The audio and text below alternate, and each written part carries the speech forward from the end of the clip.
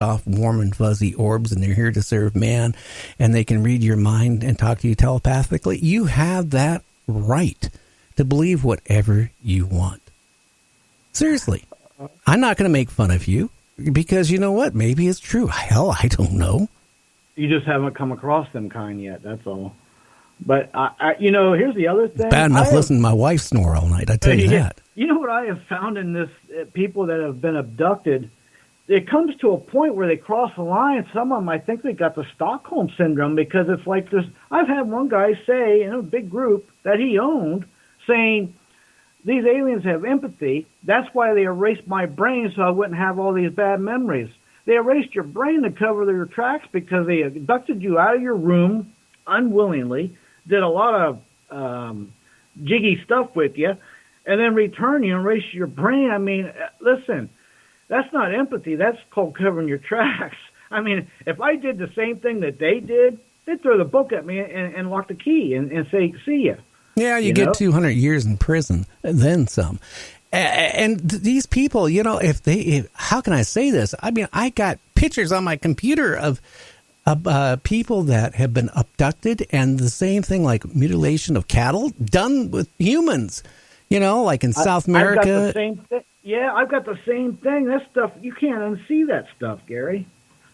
Well, the first time I got from somebody who was retired from a government agency sent me some of these images over a year ago over to me. I wish he never did, because I'll tell you what, it made it really hard to sleep for a couple nights because I would see these bodies the same way as the cattle mutilations. The heart was removed, the tongue was removed, the sex gland was removed, done in a laser, so accurate.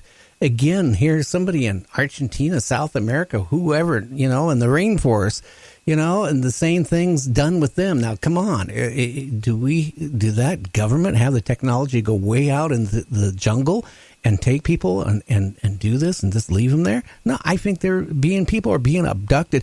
I was really shocked here just a couple weeks ago how many people disappear in this country a year. Take an actual number. Take a number of all the people that go missing in the United States each year. You know what? That's a tough one. I'm going to say 50,000. I don't even know. I don't even know where to begin with that. Around 300,000 people disappear a year. 300,000. Wait a minute. 300,000. That would be. Let me think here for a minute. That's a hell of a lot of people. I can tell you that. What is that, like 1% of the population? I don't know, but that's a lot of people that just vanish. And then, the FBI and they just can't find any, trace of them. Like, it's crazy. Here that you brought up a good point. They can't. Now, the national parks, they've had thousands. We're talking, I don't know, God knows. Over 14,000 something as of 3 years ago. And that one guy, David Pilates, he wanted a report from the national services of all the names, and they wanted to charge him like $1 million to fax that over. Well, what's up with that? They don't want to release the information. That's what. If you put a number high up there, who's going to spend $1 million to get that information? They just don't want that information out. But it's funny because when you mention him, okay, that he would sit there and try to follow up on some of these, cases of people vanished, and the park department, police can't even find records of it, or they have very little of it, or they didn't spend much time looking for the person that disappeared. I do have a feel that there's a person that was on my show a couple of times. Orion something. He wrote a book about the UFO triangle. He claims, that these triangles connects three major park systems together, and these three major park systems together are the places where these people are disappearing. Oh, there's a lot of dots he connects. I know who you're talking about. I can't think of his name either, but you're right. There is definitely something going on there, and even your friend there, Mary Joyce, she's touched on a few things of underground bases there, and people disappearing in the Carolinas. Oh, yeah. Well. Yeah, and I guess, Mary, last time she was on, I got to get her on our show back on here in August, that, the underground base there has been expanding quite a bit. And it's really strange, too. They're in the, I'm trying to think of the Blue Mountains or Blue, whatever it's called. She was saying that NATO forces been seen there, and quite often doing maneuvers and stuff like that. The whole thing is kind of really like strange. It is strange, and I got to tell you something else. I think there's a race of aliens there that when you say serve man, they mean serve man like on a dinner plate, I believe, or at least some of the reports I've heard. Whether it's true or not, I don't know, but who knows? I don't know. Oh, you just think of that old Twilight Zone series. Yeah, where, this UFO lands, right? And they hand the scientists this big book, right? Here to serve man. And then this whole time they're trying to, break the code down because they don't know their language. And meanwhile, they set up at the airports, the planes don't fly anymore. Everybody's going to their planet. So you look at the airport and all these UFOs there, and people are, they're so excited to go to their planet because it's so nice and warm, right? So this one scientist gets called to get to go on that planet, and he's kind of excited, and he's getting into the spaceship, right? And this big, huge, bald, ugly alien, right, tells him, get in the plane. And then his former assistant comes running out. Don't get on the plane. Don't get on the plane. We broke the code. To serve man is a cookbook. And then they just grabbed the guy and threw him in. Okay, come on. Hey. It's a one-way trip, and the aliens are getting fatter. Just remember this. As Katy Perry says, human meat tastes good. Maybe it does. Oh, my goodness. I'll take your word for that one. I don't even know where that come from. What is Jesus? Has she been eating long pig or something? I have no idea. She said that there's nothing wrong about being a cannibal. Human meat tastes good. Oh, my. I'm not even going to, I don't even know where to go with that one. Yeah. Take her word for it, I guess. I don't know. I couldn't. But you know what? Can you imagine like these ships that sunk? And you got a couple people on the lifeboat, and you've gone through the rations. You're almost out of water, and here's a guy getting really sick at the end of the boat, and you start looking at him. Yeah, I'm really hungry.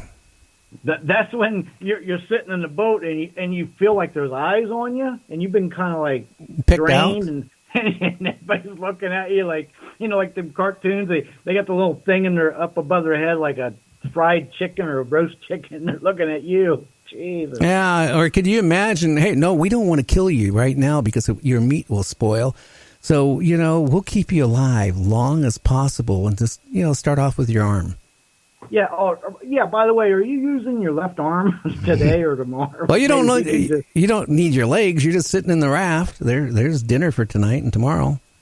Oh my goodness, isn't that something? But yeah, that stuff really happens though. It has, and it will, and that's what's scary. And people think that. How can I say this?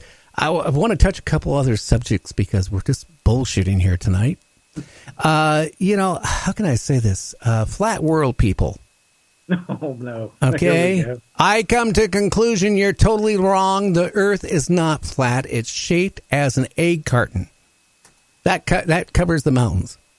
Well, that last year a guy spent, one of the big wigs of the flat earthers spent $20,000 to prove that it was flat, and he ended up proving it was round. Oh, yeah. Did you see that story? Yeah, don't forget the Earth doesn't turn either.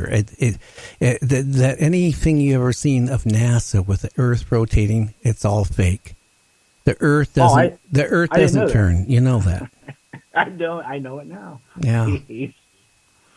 And what was another one? Okay, we got the flat Earth. There was another one. Now, how about the people living in the center of the Earth too? We got that.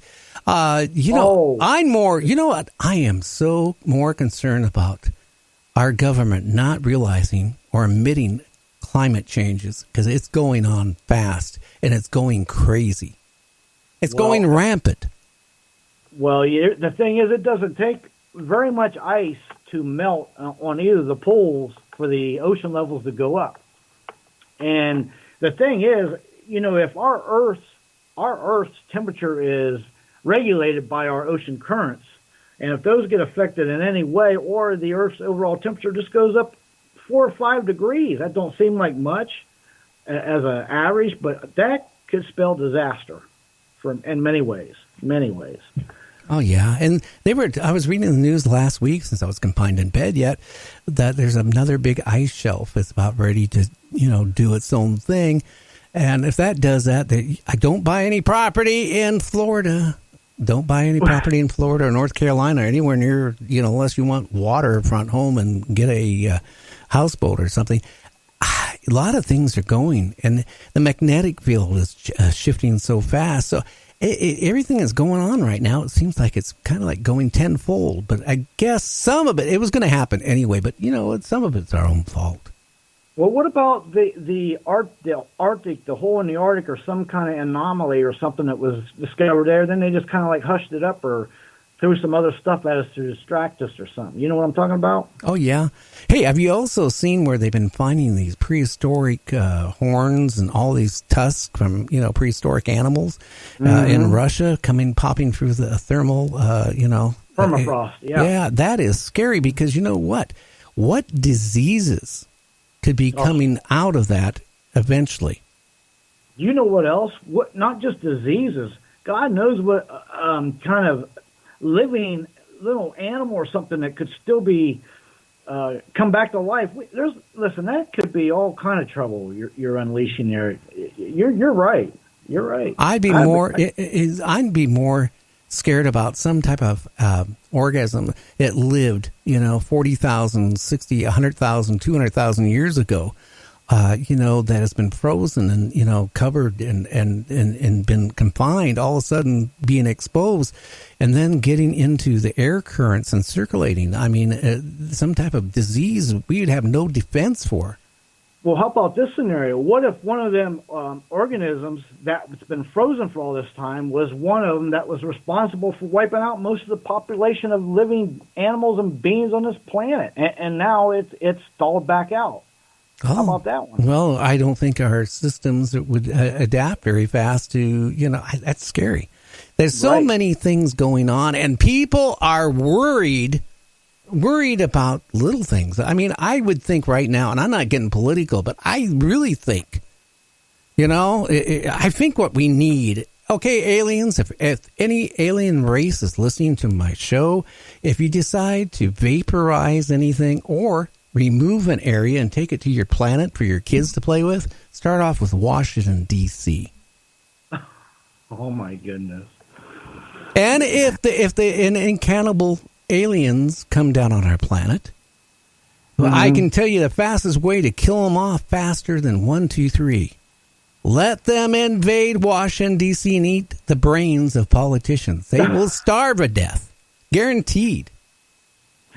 That would be inhumane treatment, wouldn't it? I don't know. Like one of the War of the Worlds movies, the last one, they all started dying off because of our bacteria, and when they had to switch over and start breathing our own air. Could you imagine? I don't know. I just think I sit back the last couple weeks. Some of the stuff I didn't even know was going on politically. All this stuff, it scares me because what is wrong with people? Why is everything that we grew up, in grade school, saluting and saying the flag of, allegiance? What is going on with society? It's scary, and people are going along with it. They're just marching away. Gary, when I went to school, this was a long time ago in first grade. We got up and put our hands on our heart and sang the national anthem. And once a month we would have what they would call a fallout drill. We'd get up under our desk in case, the Ruskies came and got us. I mean, and we did these things, honest to God. And I'll tell you something else. If we was bad in school, listen, man, teacher, if they didn't have a paddle, they'd grab something and whack you alongside the head or wherever they could get their hands on. Times have changed, but I don't know if it's good for the good or worse. But oh yeah. So tell everybody your show what hours it is starting back in August. It's going to be at what, hour and a half. I think we're going to change it. Actually, aren't we going to take it and move it over to Friday or something like that? We were talking about. You had mentioned Friday for an hour and a half from 7 till 8:30 p.m. Eastern time, and I